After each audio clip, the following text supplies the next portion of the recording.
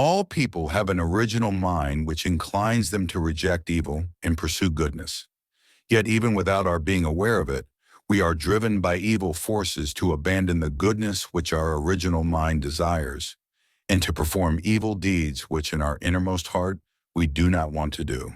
As long as these evil forces assail us, the sinful history of humanity will continue unabated. In Christianity, the master of these evil forces is known as Satan. We have been utterly unable to liquidate the forces of Satan because we have not understood Satan's identity or how he came to exist.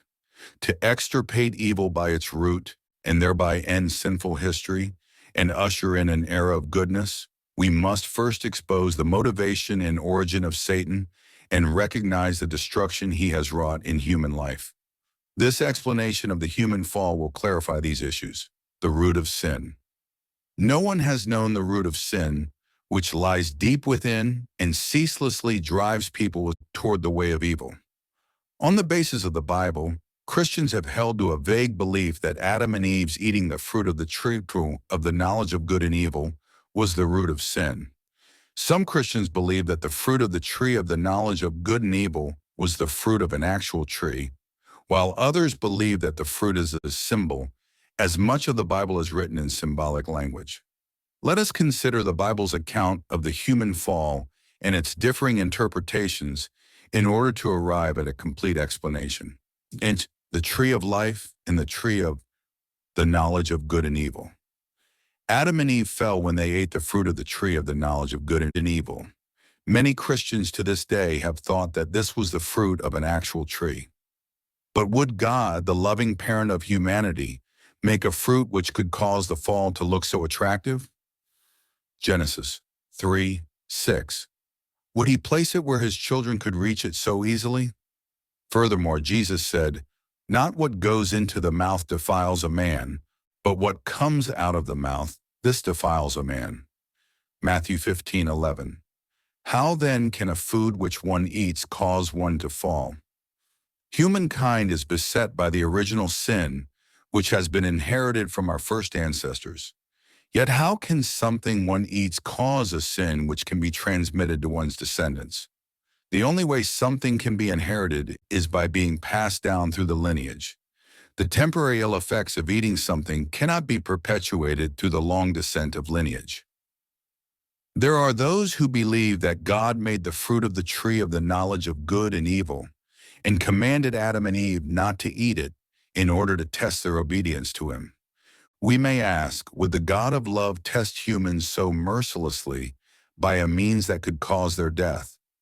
Adam and Eve knew they would die the moment they ate the fruit, for God had told them so, yet still they ate it. Adam and Eve did not lack for food. They would not have risked their lives and disobeyed God only to obtain some delicacy. Therefore, we can surmise that the fruit of the tree of the knowledge of good and evil could not have been an ordinary fruit. Rather, it must have been something so extraordinarily stimulating that even the fear of death did not deter them from grasping it. If the fruit of the tree of the knowledge of good and evil was not a material fruit, then it must be a symbol which represents something else. Why should we stubbornly adhere to a literal interpretation of the fruit when so much of the Bible makes use of symbolism and metaphor? We would do well to abandon such a narrow and old-fashioned attitude of faith. To learn what the fruit of the tree of the knowledge of good and evil represents, let us first investigate the tree of life, which stood next to the tree of the knowledge of good and evil in the Garden of Eden. Genesis 2:9. When we grasp the meaning of the tree of life, then we can also understand the meaning of the tree of the knowledge of good and evil, the tree of life. According to the Bible, the hope of fallen people is to approach or attain the tree of life. Hope deferred makes the heart sick, but a desire fulfilled is a tree of life. Proverbs 13:12. Thus, the Israelites of the Old Testament age looked to the tree of life as their hope. Likewise, the hope of all Christians from the time of Jesus until today has been to approach and partake in the Lord of the tree of life. Blessed are those who wash their robes, that they may have the right to the tree of life, and that they may enter the city by the gates. Revelation 22:14. Since the ultimate hope of humankind is the tree of life, we can infer that the hope of Adam was also the tree of life. It is written that when Adam fell, God blocked his path to the tree of life by stationing the cherubim with a flaming sword to guard it. Genesis 3:24. From this, we can also deduce that Adam's hope before the fall was the tree of life. Adam was cast out of the Garden of Eden without having attained his hope, the tree of life. For fallen people ever since, the tree of life has remained a hope unfulfilled. What was the hope of Adam during the time he was immature and growing toward perfection? He must have hoped to become a man who would realize God's ideal of creation by growing to perfection without falling. The tree of life, in fact, symbolizes a man who has fully realized the ideal of creation. Perfected Adam was to be this ideal man. The tree of life thus symbolizes perfected Adam. Had Adam not fallen but attained the tree of life, all his descendants could also have attained the tree of life. They would have built the kingdom of heaven on earth. But Adam fell, and God blocked his path to the tree with a flaming sword. Ever since, despite the best efforts of fallen people to restore the ideal of creation, the tree of life has remained an unattainable dream. Burdened by the original sin, fallen people cannot complete the ideal of creation and become trees of life by their own efforts alone. For this ideal to be achieved, a man who has completed the ideal of creation must come to the earth as a tree of life. All of humanity must then be engrafted with him, Romans 11:17, and become one with him. Jesus was the man who came as this tree of life. The tree of life for which the faithful people of the Old Testament age longed, Proverbs 13:12, was none other than Jesus. Ever since God blocked Adam's path to the tree of life by guarding it with the flaming sword, the tree could not be approached without first clearing the path. On the day of Pentecost, tongues of fire descended upon the saints, and they were filled with the Holy Spirit. Acts 2:3, 4. This event marked the clearing of the path and the moving aside of the flaming sword, which appeared as the tongues of fire preceding the rush of the Holy Spirit. It opened the way for all humanity to approach Jesus, the tree of life, and be engrafted with him. Nonetheless, Christians have been engrafted with Jesus only spiritually. This is why the children of even the most devout Christian parents still inherit a sin, which must be redeemed.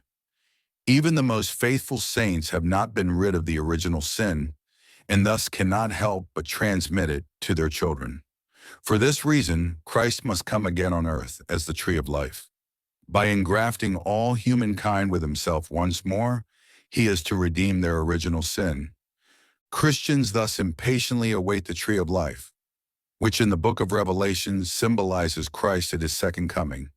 Revelation 22:14. The purpose of God's providence of salvation is to restore the failure to attain the tree of life in the Garden of Eden by realizing the tree of life mentioned in the book of Revelation. Due to the fall, Adam could not fulfill the ideal of the first tree of life.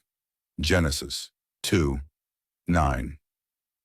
In order to complete the salvation of fallen humanity, Jesus, the last Adam, 1 Corinthians 15:45, must come again as the tree of life in the last days, the tree of the knowledge of good and evil. God did not create Adam to be alone. He also created Eve to be Adam's spouse. Just as there was a tree in the Garden of Eden which symbolized a perfected man, there also should have been a tree which represented a woman who has fully realized the ideal of creation. The tree of the knowledge of good and evil, standing beside the tree of life, Genesis 2:9, was this tree which, by fulfilling its good purpose, represents the ideal woman, perfected Eve. The Bible refers to Jesus using the metaphors of a vine, John 15:5, and a branch, Isaiah 11:1, Jeremiah 23:5. Likewise, to give us a hint about the secret of the human fall, God provided the symbolism of two trees to represent perfected Adam and Eve, the identity of the serpent. In the Bible, we read that a serpent tempted Eve to commit sin. Genesis 3, 4, 5. What does the serpent symbolize? Let us investigate the true identity of the serpent based on the Genesis account. The serpent described in the Bible was able to converse with people. It caused the fall of humans, who are spiritual beings. Furthermore, the serpent knew the will of God, which strictly forbade human beings to eat the fruit of the tree of the knowledge of good and evil. This is compelling evidence that the being which the serpent symbolizes was a spiritual being. It is written, "The great dragon was thrown down, that ancient serpent, who is called the devil and Satan, the deceiver of the whole world. He was thrown down to the earth." Revelation 12:9. This ancient serpent is the very serpent which tempted Eve in the Garden of Eden. Having lived in heaven before it was thrown down, this devil or Satan must be a spiritual being. In fact, ever since the time of the human fall, Satan has been continually turning the hearts of people toward evil. Since Satan is a spiritual being, the serpent which symbolizes him must also represent a spiritual being.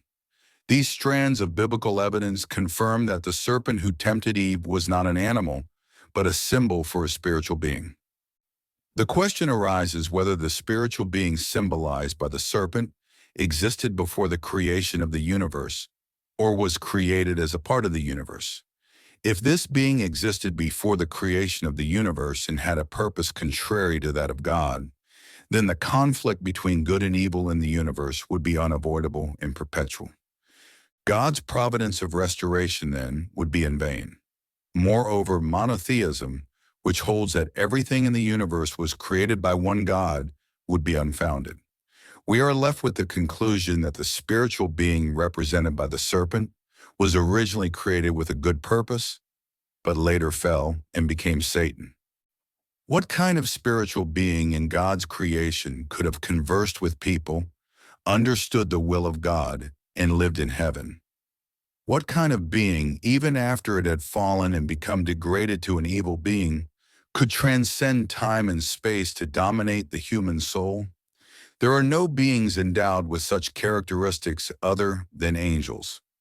The verse, "God did not spare the angels when they sinned, but cast them into hell and committed them to pits of nether gloom." 2 Peter 2:4 supports the conclusion that the serpent, which tempted human beings and sinned, is an angel. A serpent has a forked tongue. It depicts someone who utters contradictory things with one tongue and lives a two-faced life with one heart. A serpent twists its body around its prey before devouring it, a metaphor for someone who ensnares others for his own benefit. For these reasons, the Bible likened the angel who tempted human beings to a serpent, the fall of the angel and the fall of human beings. It is clear that the serpent who tempted the human beings to fall was an angel, and that this angel became Satan when he sinned and fell. Let us now investigate what kind of sin the angel and the human beings committed, the crime of the angel.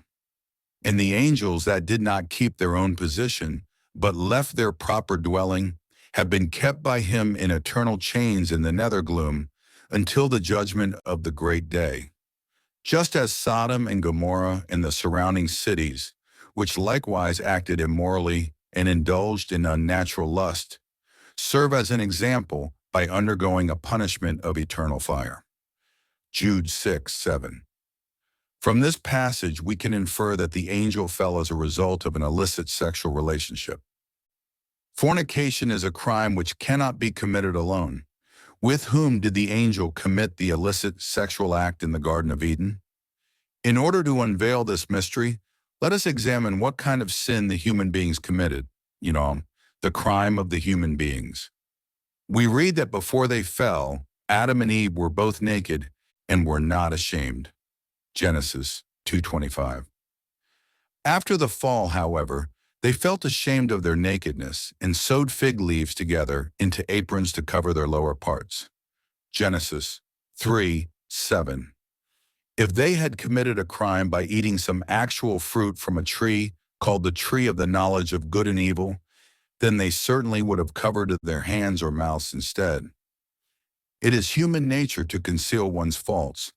Thus, the act of covering their lower parts shows that these parts, and not their mouths, were the source of their shame. In Job 31:33, it is written, "If I have concealed my transgressions like Adam by hiding my iniquity in my bosom." Job 31:33. Adam concealed his lower parts after the fall. This indicates that his blemish was in his lower parts. Adam and Eve's sexual parts were the source of their shame because they were the instruments of their sinful deed. In the world before the human fall, what act would one be willing to carry out even at the clear risk of one's life? It could be nothing else but the act of love. God's purpose of creation, described in the blessings, "Be fruitful and multiply," Genesis 1:28, can be achieved only through love. Accordingly, from the viewpoint of God's purpose of creation, love should be the most precious and sacred act. But because the sexual act was the very cause of the fall, people often regard it with shame and even contempt. In conclusion, human beings fell through an act of illicit sexual intercourse. The illicit sexual act between the angel and the human beings. Thus far, we have explained that an angel seduced human beings to fall, and that both the angel and the human beings fell due to illicit sexual love. Human beings and angels are the only spiritual beings in the universe who are capable of having love relationships. We can deduce that the illicit sexual relationship must have involved the angel and human beings. Jesus said, "You are of your father the devil, and your will is to do your father's desires." John 8:44. Since the devil is identified as Satan, Revelation 12:9, we can assert that human beings are descendants of Satan, the ancient serpent who tempted human beings. Through what circumstances did humankind become the descendants of the fallen angel, Satan? There was an illicit sexual relationship between the angel and the first ancestors. As the fruit of that relationship, all humanity is of the lineage of Satan. When St. Paul wrote, "We ourselves who have the first fruits of the Spirit groan inwardly as we wait for adoption as sons, the redemption of our bodies." Romans 8:23. He was acknowledging that we fallen people stem from the lineage of Satan, not the lineage of God. John the Baptist reproached the people, calling them a brood of vipers, Matthew 3:7, that is, children of Satan. Jesus said to the scribes and Pharisees, "You serpents, you brood of vipers, how are you to escape being sentenced to hell?" Matthew 23:33. These verses affirm that we are the offspring of an illicit sexual relationship involving the angel and our first ancestors.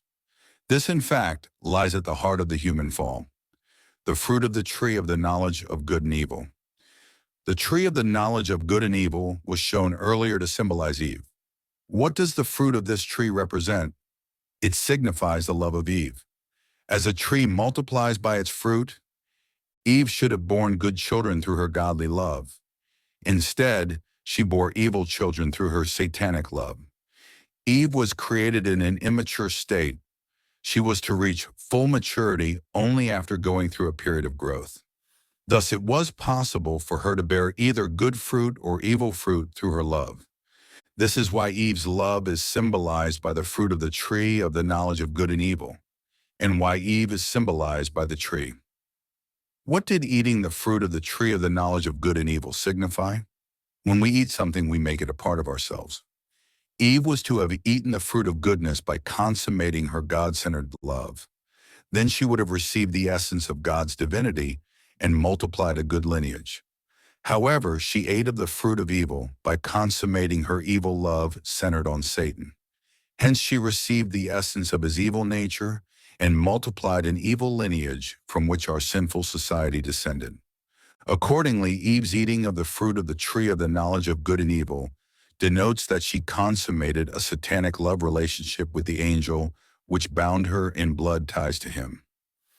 God cursed the fallen angel, saying, "Upon your belly you shall go, and dust you shall eat all the days of your life."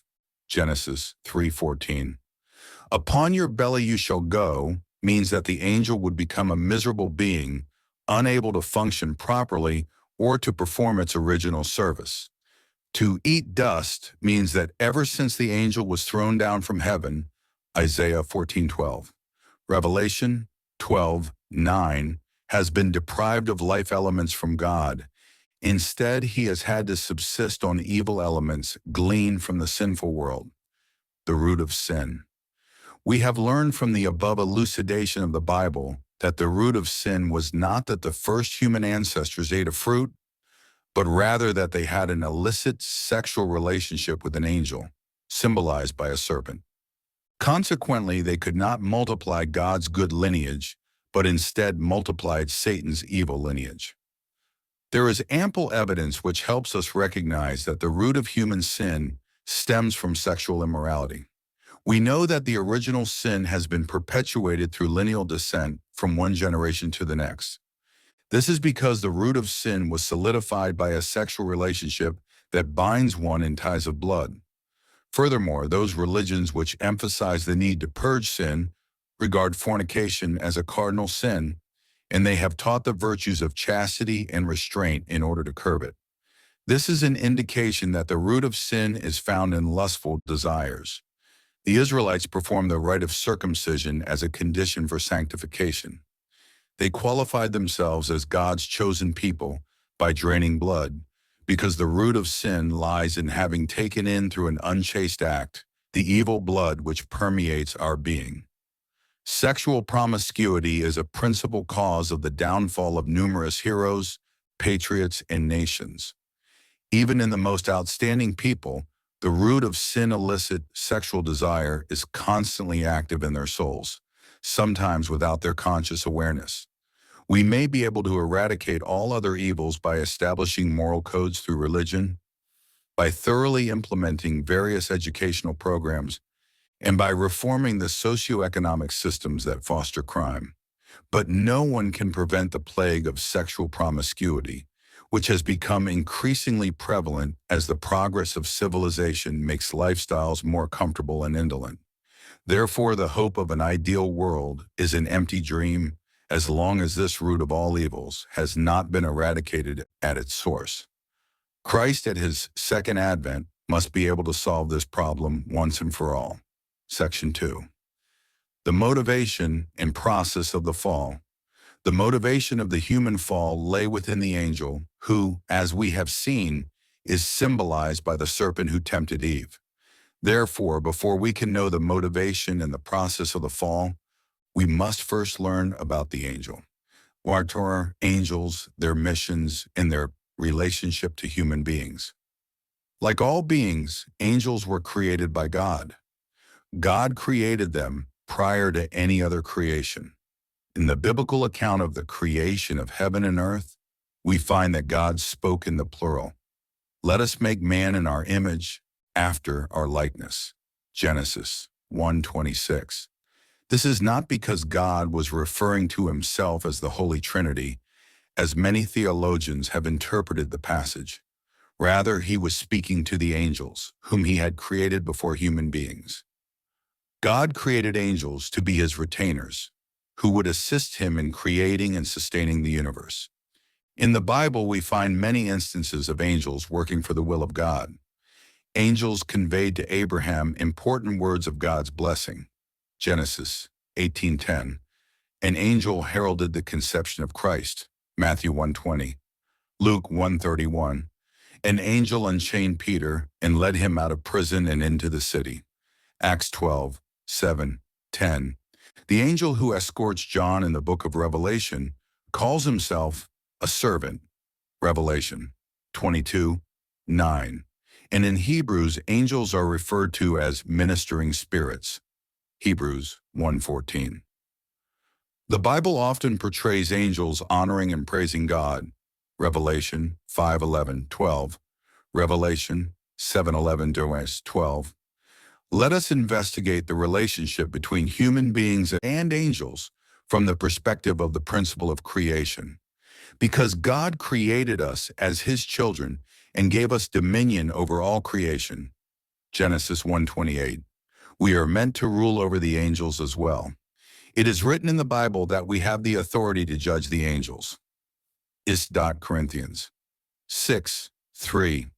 Many who communicate with the spirit world have witnessed hosts of angels escorting the saints in paradise. These observations illustrate the fact that angels have the mission to minister to human beings. The spiritual fall and the physical fall. God created human beings with two components, the spirit self and the physical self. The human fall likewise took place in two dimensions, the spiritual and the physical. The fall which took place through the sexual relationship between the angel and Eve was the spiritual fall, while the fall which occurred through the sexual relationship between Eve and Adam was the physical fall. How can an act of passionate love be consummated between an angel and a human being?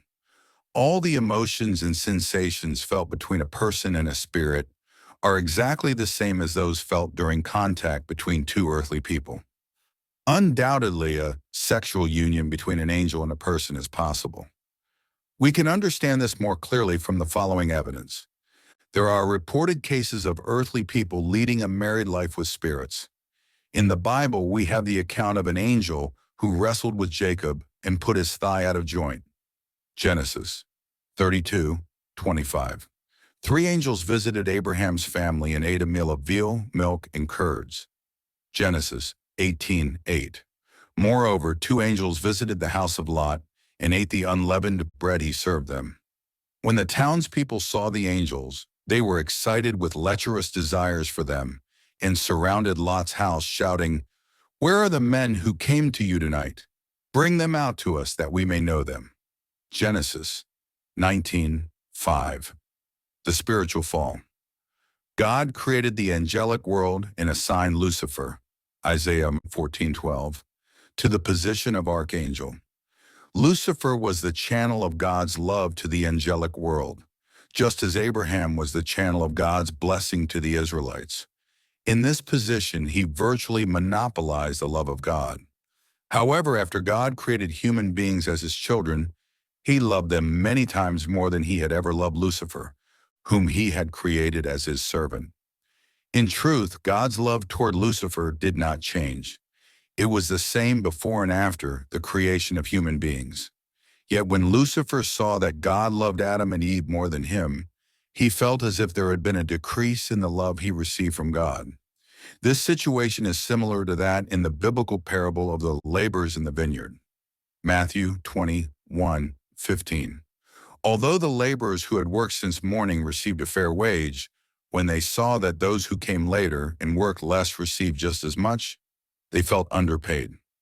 Lucifer, feeling as though he were receiving less love than he deserved, wanted to grasp the same central position in human society as he enjoyed in the angelic world, as the channel of God's love.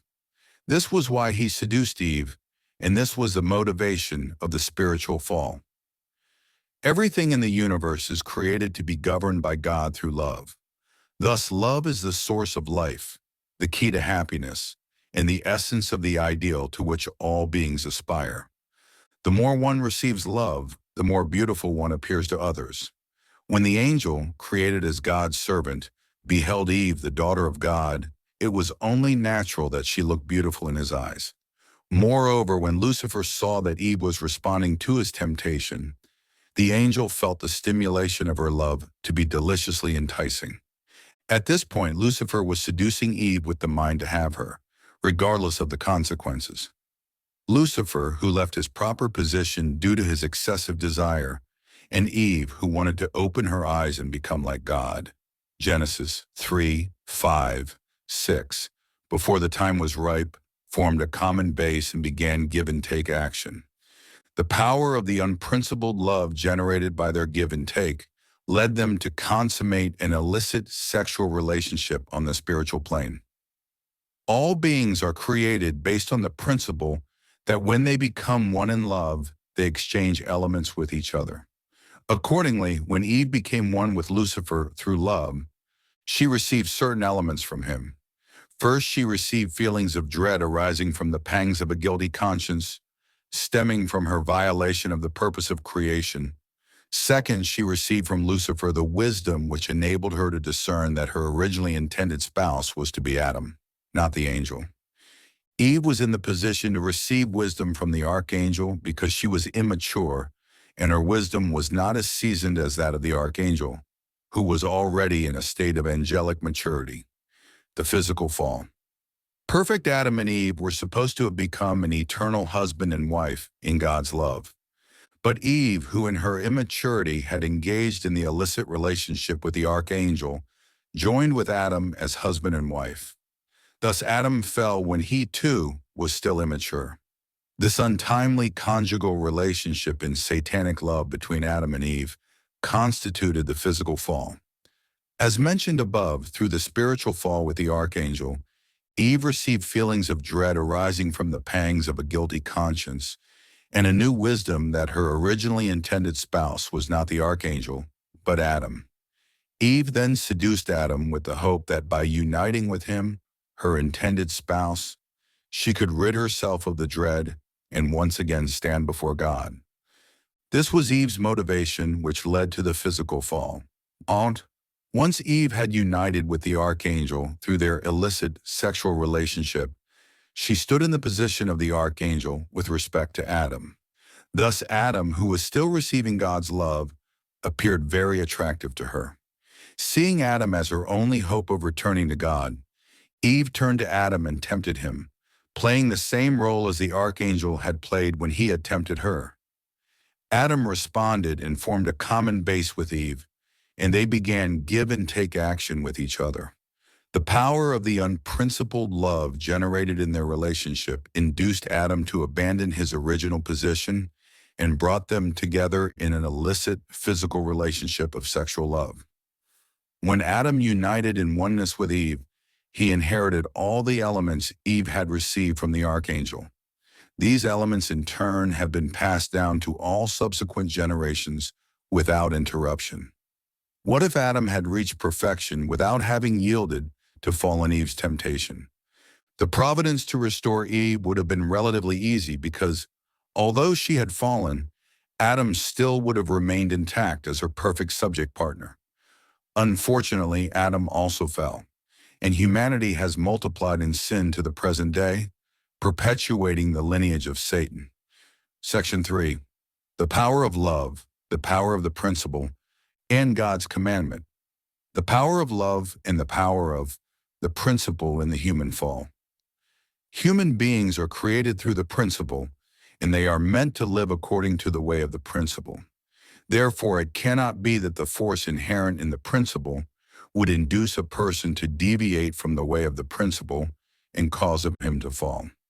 This may be compared to a train which cannot run off the track unless, aside from a breakdown in the track or locomotive, some outside force stronger than the train's forward momentum collides with it and pushes it in a different direction. Similarly, for human beings, the force inherent in the principle guides their growth in the proper direction. But if some stronger force from a different direction and with an unprincipled purpose collides with them, they will surely fall. The force which is stronger than the force of the principle is none other than the power of love. While human beings are in the state of immaturity, it is possible that the power of unprincipled love can induce them to fall. Why is the power of love stronger than the power of the principle? Why did God create it stronger, when this leaves open the possibility that the power of deviant love might collide with a person in the state of immaturity and cause him to fall? According to the principle of creation, God's love is the subject of all loves flowing in within the four-position foundation, which is established when its members have completed the three-object purpose through their dynamic love for each other. Without God's love, there is no way to establish the true four-position foundation. Without God's love, there is no way for us to fulfill the purpose for which we were created. Love is truly the source and wellspring of our life and happiness. Although God created human beings based on the principle, He governs us through love. Accordingly, in order for love to fulfill its proper role, its power must be stronger than the power of the principle. If the power of love were weaker than the power of the principle, God could not govern human beings through love. Rather, we would pursue the principle more than the love of God. For this reason, Jesus tried to raise his disciples with the truth, but it was his love that saved them. Why God set up the commandment as an object of faith? Why did God nurture the faith of Adam and Eve by giving them the commandment, "Do not eat of the fruit"?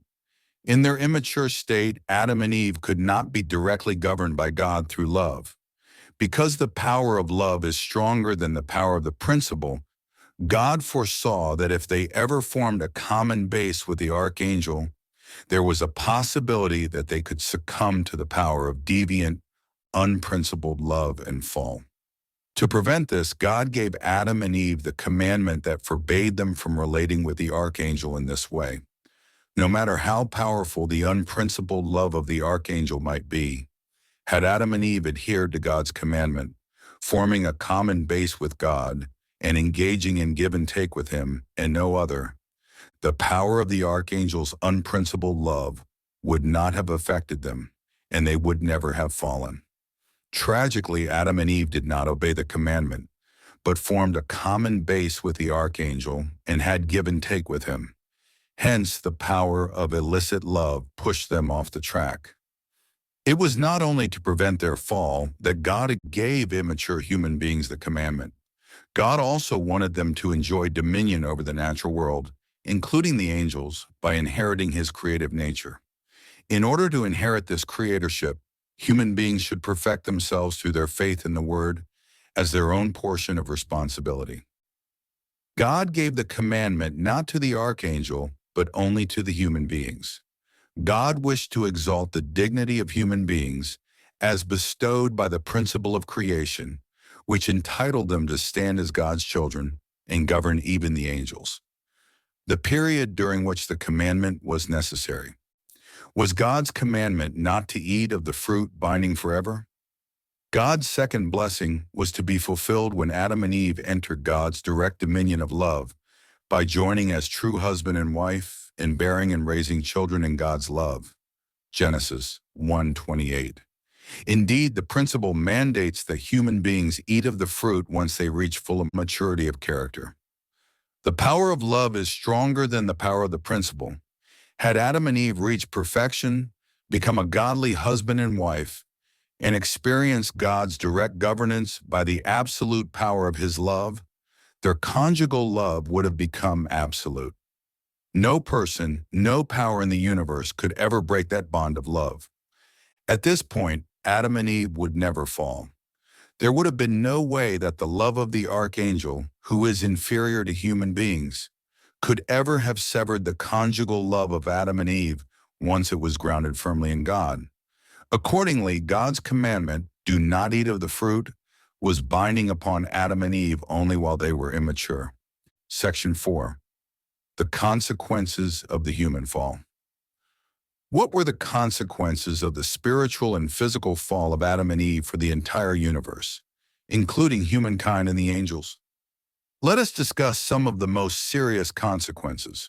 Satan and fallen humanity. Satan is the name given to the archangel Lucifer after he fell. When the first human ancestors fell, they bound themselves in blood ties with Lucifer.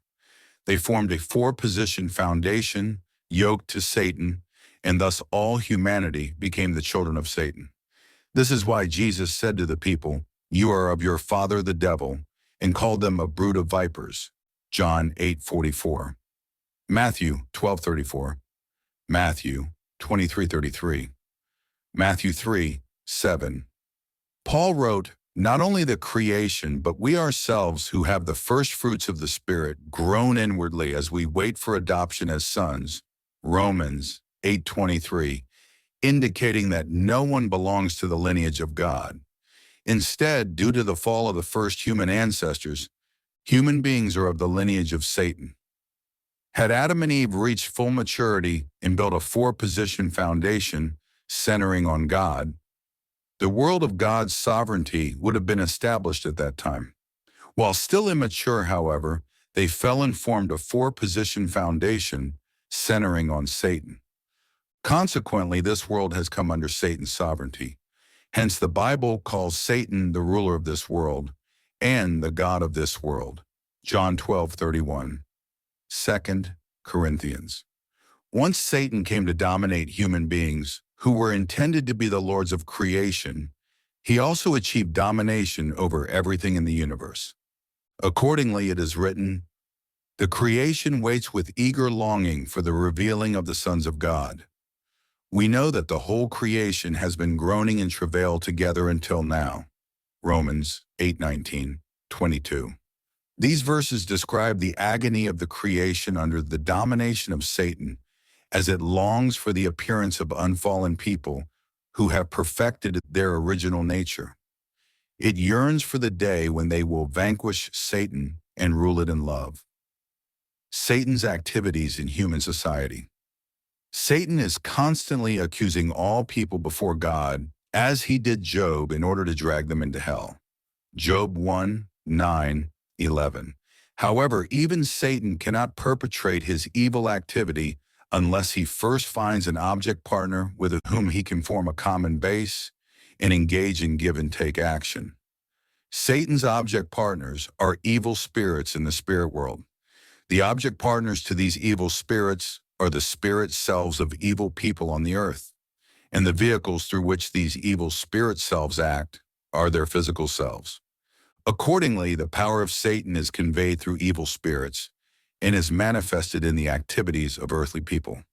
For example, Satan entered into Judas Iscariot, Luke 22:3, and Jesus once called Peter Satan, Matthew 16:33. In the Bible, the spirits of evil earthly men are called angels of the devil, Matthew 25:41. The kingdom of heaven on earth is a restored world in which Satan can no longer instigate any activity. To realize this world, it is necessary for all humanity to eliminate their common base with Satan, restore their common base with God, and engage in give-and-take action with him. The prophecy that in the last days God will confine Satan in a bottomless pit, Revelation 21:3, signifies that Satan will be utterly incapable of any activity, since there will no longer be any counterpart with whom Satan can relate. In order to eliminate our common base with Satan and be capable of judging him, is Corinthians 6:3, we must understand the identity and crime of Satan and accuse him before God.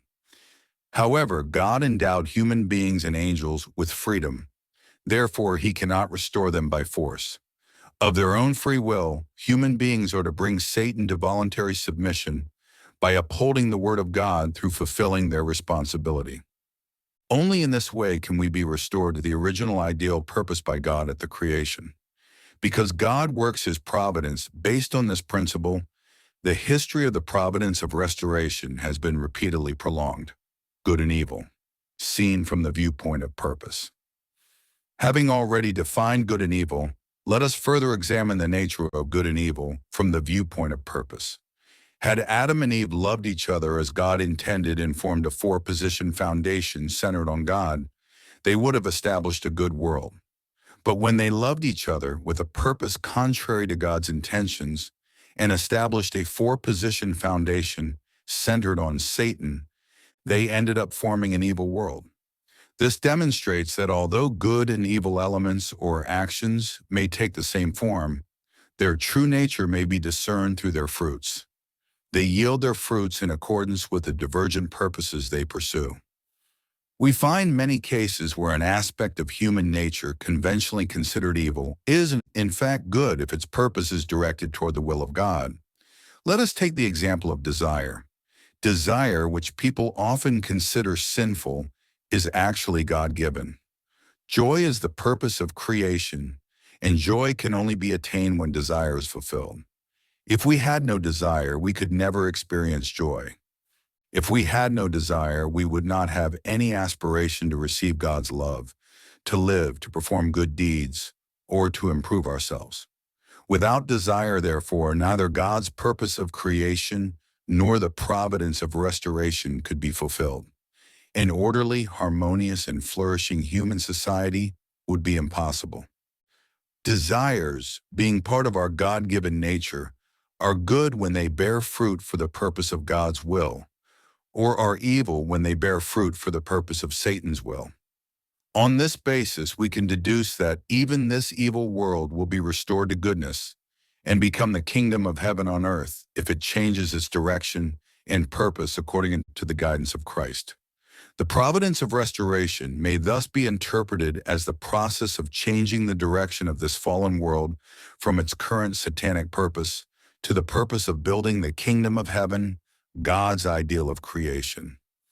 Any standard of goodness set during the course of the providence of restoration is not absolute but relative. In any particular period of history, obedient compliance with the doctrines expounded by the prevailing authorities is considered good, while actions in opposition to them are considered evil. But the change of an era ushers in new authorities and doctrines with new goals and new standards of good and evil. For the adherents of any religious tradition or school of thought, complying with the precepts of its doctrine or philosophy is good, while opposing them is evil. But whenever a doctrine or philosophy undergoes a change, its standards of good and evil will also change according to its new goals. Similarly, if an adherent converts to a different religion or school of thought, then naturally his goals and standards of good and evil will change accordingly. Conflicts and revolutions constantly plague human society, mainly because of the continual changes in standards of good and evil as people seek to fulfill divergent purposes. Yet throughout the endless cycles of conflict and revolution in human history, people have been seeking the absolute goodness which their original mind desires. Conflicts and revolutions in fallen human society will inevitably continue as people pursue this absolute goal until the final achievement of the world of goodness. The standard of goodness will remain relative only as long as the course of restoration continues. Once the sovereignty of Satan is expelled from the earth, then God, the eternal and absolute being transcendent of time and space, will establish his sovereignty and his truth. In that day, God's truth will be absolute, and hence the purpose which it serves and the standard of goodness which it sets will both be absolute. This cosmic, all-encompassing truth will be firmly established by Christ at his second advent, the works of good spirits and evil spirits. We use good spirits as a general term for God, spirits on the side of God, and good angels. The general term for Satan and spirits on his side is evil spirits. The works of good spirits and evil spirits, as in the case of good and evil acts generally, have a similar appearance at the outset, but pursue contrary purposes. Over time, the works of a good spirit will increase a person's sense of peace and righteousness, and even improve his health. The works of evil spirits, on the contrary, will gradually lead to an increase of anxiety, fear, and selfishness, and cause his health to deteriorate. It may be difficult for someone who does not know the principle to discern the works of spirits, but eventually, often belatedly, he will recognize the nature of the spirits by the fruits they bear. Since a fallen person stands in the midway position between God and Satan and relates with both of them, the works of a good spirit may be accompanied by the subtle influences of an evil spirit. In other cases, phenomena which begin as the works of evil spirits may, as time passes, merge with the works of good spirits. Discerning the spirits is thus very difficult for those who do not understand the principle. It is a pity that many religious authorities, in their ignorance, condemn the works of good spirits by lumping them together with the works of evil spirits. This may place them in inadvertent opposition to the will of God. In the present era, spiritual phenomena are becoming ever more prevalent. Unless religious leaders can correctly distinguish the works of good spirits from the works of evil spirits, they cannot properly instruct and guide those who experience spiritual phenomena. Sin. Sin is a violation of heavenly law which is committed when a person forms a common base with Satan, thus setting a condition for give and take action with him. Sin can be classified into four kinds. The first is the original sin. This sin originated with the spiritual and physical fall of our first human ancestors. It is ingrained in our lineage and is the root of all sins. The second is hereditary sin. This is sin which one inherits from one's ancestors on account of their connection through lineage. It is written in the Ten Commandments that the sins of parents will be visited upon their descendants. Exodus 20:5. The third is collective sin. This is sin for which a person is responsible as a member of a group, even though he neither committed the sin himself nor inherited it from his ancestors. An example of this kind of sin is the crucifixion of Jesus. Although only the chief priests and certain scribes committed the deed when they sent Jesus to be crucified, the Jewish people and humanity as a whole have together shouldered the responsibility for this sin. As a consequence, the Jewish people were cast into the position to undergo grievous suffering, and humanity as a whole has had to walk a path of tribulation until the second coming of Christ. The fourth is individual sin, which an individual himself commits. The original sin may be thought of as the root of all sins, hereditary sin as the trunk, collective sin as the branches, and individual sin as the leaves. All sins sprout from the original sin, which is their root. Without extirpating the original sin, there is no way to completely eradicate other sins. However, no man is able to unearth this root of sin, buried deep in the recesses of time. Only Christ, who comes as the root and true parent of humanity, can grasp it and uproot it. The primary characteristics of the fallen nature. Eve inherited from the archangel all the proclivities incidental to his transgression against God when he bound her in blood ties through their sexual relationship. Adam in turn acquired the same inclinations when Eve, assuming the role of the archangel, bound him in blood ties through their sexual relationship. These proclivities have become the root cause of the fallen inclinations in all people. They are the primary characteristics of our fallen nature.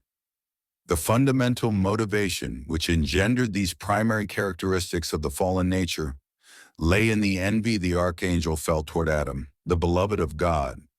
How can there be anything such as envy and jealousy in an archangel whom God created for a good purpose? The archangel was endowed with desire and intellect as a part of his original nature. Because the archangel possessed an intellect, he could compare and discern that God's love for human beings was greater than the love God gave to him. Because he also possessed desires, he had a natural yearning for God to love him more. This desire of the heart was naturally conducive to envy and jealousy. Envy is an inevitable byproduct of the original nature, like the shadow cast by an object in the light. After human beings reach perfection, however, they will never be induced to fall because of incidental envy. They will know deep inside that the temporary gratification they might feel by attaining the object of their desire is not worth the agony of self-destruction that would ensue. Hence, they would never commit such crimes. A world that has fulfilled the purpose of creation is a society built upon organic interrelationships, much like the structure of the human body. Recognizing that the downfall of an individual would cause the whole to perish, society will keep its individual members from such self-destruction. In this ideal world, the envious desires that arise incidentally from the original nature will be channeled into spurring the progress of humanity. They will never cause people to fall. The primary characteristics of the fallen nature can be divided broadly into four types. The first is failing to take God's standpoint. A principal cause of the archangel's fall was his failure to love Adam with the same heart and perspective as God. Instead, he felt jealous of Adam. This led him to tempt Eve. An example of this characteristic of the fallen nature is when a courtier feels jealous of the king's favorite instead of sincerely respecting him as one whom the king loves. The second is leaving one's proper position. Seeking more of God's love, Lucifer desired to enjoy the same position of love in the human world as he had in the angelic world. This unrighteous desire caused him to leave his position and fall. People are induced by unrighteous desires to step beyond the bounds of what is right and overreach themselves because of this primary characteristic of the fallen nature. The third is reversing dominion. The angel, who was supposed to come under the dominion of human beings, instead dominated Eve. Then Eve, who was supposed to come under the dominion of Adam, dominated him instead. This disruption of the proper order has borne bitter fruit. Human society is thrown out of order by people who leave their proper position and then reverse the order of dominion. These repeated occurrences are rooted in this primary characteristic of the fallen nature. The fourth is multiplying the criminal act. After her fall, had Eve not repeated her sin by seducing Adam, Adam would have remained whole. The restoration of Eve alone would have been relatively easy. However, Eve spread her sin to others by inducing Adam to fall. The proclivity of evil people to entangle others in an expanding web of crime stems from this primary characteristic of the fallen nature. Section 5. Freedom and the human fall. The meaning of freedom from the viewpoint of the principle. What is the meaning of true freedom? In light of the principle, three characteristics of freedom stand out. First, there is no freedom outside the principle. Freedom requires both free will and the free actions pursuant to that will. The former and the latter have the relationship of internal nature and external form, and perfect freedom is achieved when they are in harmony. Therefore, there cannot be any free action without free will, nor can free will be complete without free actions to accompany it. Free actions are generated by free will, and free will is an expression of the mind. Since the mind of an original, sinless person cannot operate outside of God's word, that is, the principle, it will never express free will or generate free action apart from the principle. Undoubtedly, the freedom of a true person never deviates from the principle. Second, there is no freedom without responsibility. Human beings, created according to the principle, can reach perfection only by fulfilling their responsibility based on their free will. Accordingly, a person pursuing the purpose of creation as prompted by his free will ceaselessly strives to carry out his portion of responsibility. Third, there is no freedom without accomplishment. When human beings exercise freedom and carry out their responsibility, they strive to accomplish results which complete the purpose of creation and bring joy to God. Free will ceaselessly pursues concrete results through free actions, freedom, and the human fall. To summarize, freedom cannot exist outside the principle. Freedom is accompanied by the responsibility laid out in the principle, and freedom pursues accomplishments that bring joy to God. Free actions generated by free will bring about only good results. Therefore, it cannot be that freedom caused the human fall. It is written, where the Spirit of the Lord is, there is freedom. 2 Cor 3:17. This freedom is the freedom of the original mind. As long as Adam and Eve were bound by God's warning not to eat of the fruit of the tree of the knowledge of good and evil, they should have kept this commandment by their free will and without God's intervention. Certainly the freedom of their original mind, which is inherently responsible and seeks the good, was prompting them to obey it. When Eve was about to deviate from the principle, the freedom of her original mind aroused fear and foreboding in her in an attempt to prevent her from deviating. Ever since the fall, this freedom of the original mind has been working to bring people back to God. Working in this way, freedom could not possibly have caused human beings to fall. Rather, the human fall was caused by the stronger power of unprincipled love, which overwhelmed the freedom of the original mind. In truth, human beings lost their freedom as a result of the fall. Yet even fallen people possess intact a seed of their original nature which seeks freedom, and this makes it possible for God to carry on the providence to restore it. With the progress of history, people have been ever more zealously aspiring for freedom, even at the cost of their lives. This is evidence that we are in the process of restoring our freedom, long lost due to Satan. The purpose of our search for freedom is to facilitate the accomplishment of our God-given responsibility, which is essential for fulfilling our purpose of creation. Freedom, the fall, and restoration. It is true that human beings were free to relate with angels, who were created to minister to them.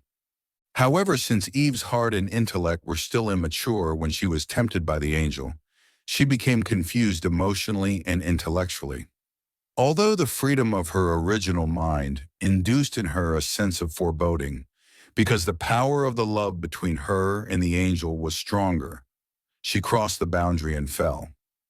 No matter how freely Eve was relating with the angel, if she had maintained unwavering faith in God's commandment and not responded to the angel's temptation, then the power of unprincipled love would not have been generated and she would not have fallen. Therefore, despite the fact that freedom permitted Eve to relate with the angel and brought her to the brink of the fall, what pushed her over the brink was not freedom, but the power of unprincipled love. Since Eve was created to interact in freedom with angels, she naturally related with Lucifer. Yet when Eve and Lucifer formed a common base and engaged in give-and-take action, the power of the unprincipled love which was generated caused them to fall. Conversely, since fallen people can also relate with God in freedom, if they follow the words of truth, form a common base, and engage in give and take with Him, then the power of principled love can revive their original nature. Indeed, the freedom of the original mind yearns to cultivate fully the original nature. Hence, people in every age have been desperately crying out for freedom. Due to the fall, human beings became ignorant of God and His heart. This ignorance has rendered the human will incapable of striving toward goals which are pleasing to God. As God has given spirit and truth, John 4:23, meaning internal knowledge and external knowledge, to fallen people according to the merit of the age and the providence of restoration, their heart, which yearns for the freedom of the original mind, has gradually been revived. In step with this progress, their heart toward God has also been restored, strengthening their zeal to live according to His will. Moreover, as aspirations for freedom mount in intensity, people will demand a social environment conducive to its realization. When the social circumstances of an era cannot satisfy the desires of freedom-loving people, revolutions inevitably erupt. The French Revolution in the 18th century is one example. Revolutions will continue until true freedom has been fully restored. Section 6. The reason God did not intervene in the fall of the first human ancestors. God, being omniscient and omnipotent, must have known about the deviant acts of the first human ancestors, which were leading to their fall, and was surely capable of preventing them from carrying them out. Why then did God not intervene to prevent the fall? This is one of the most important unsolved mysteries of the ages. We can put forward the following 3 reasons why God did not interfere with the human fall.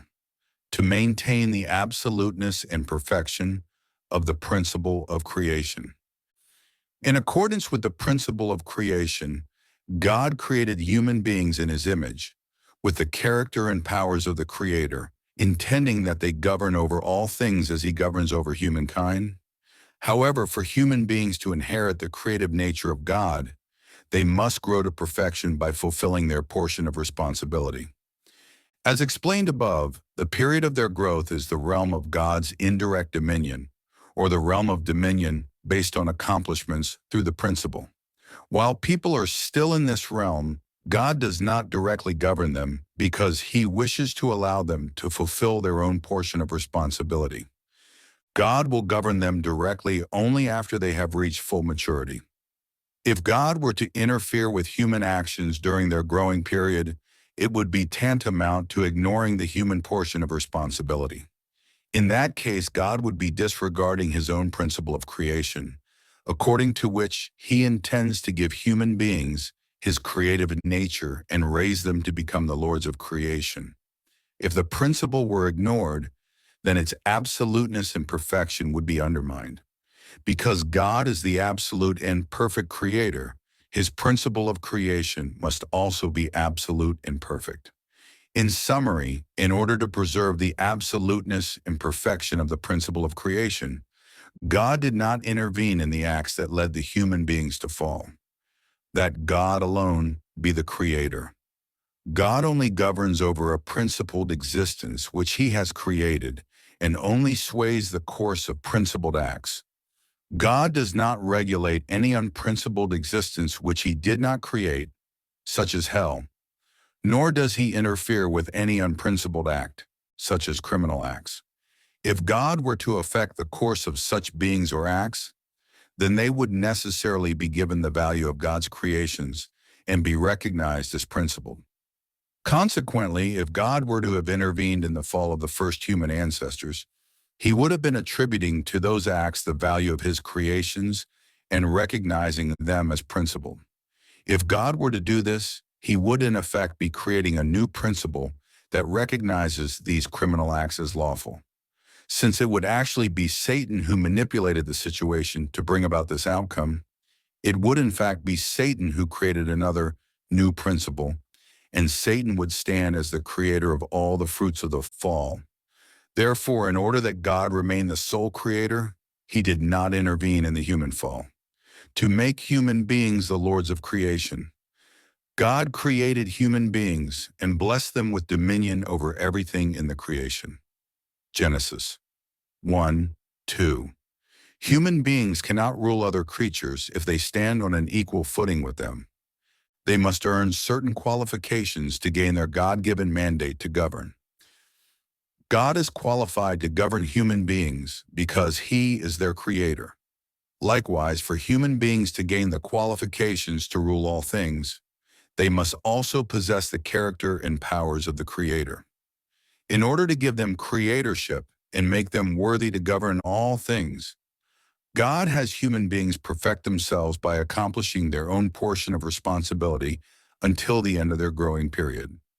Only by perfecting themselves in accordance with the principle can they earn the qualifications to rule the universe.